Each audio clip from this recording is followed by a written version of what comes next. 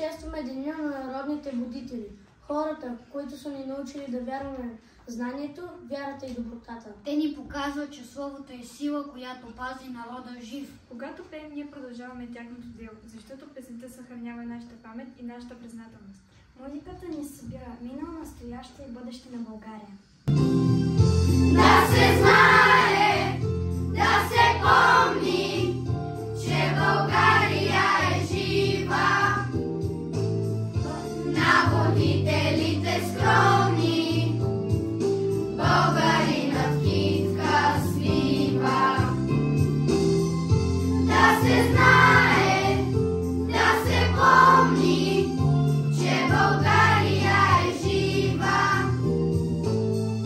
На водителите скромни, българинът китка свива. Честит празник! Нека светлината на знанието винаги да ни води напред!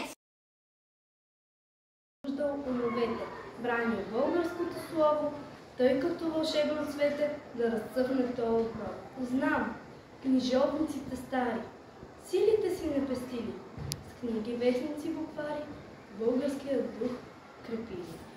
Да се знае, да се помни, че България е жива, на будителите скромни, българинът китка свива.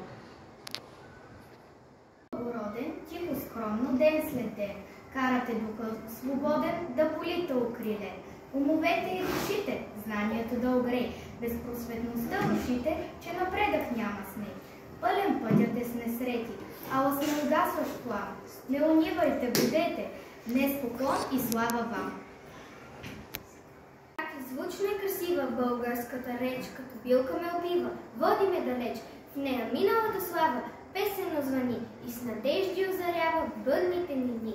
Аз, учителко с цвете, днес ще те даря и целувам ти ръцете и благодаря, че с обич целдайна ти ме озари, на речта ми всяка тайна щедро ми откри. Слънце озарени, алеят морски ширини, в игра стихийно уморени, почиват яростни вълни.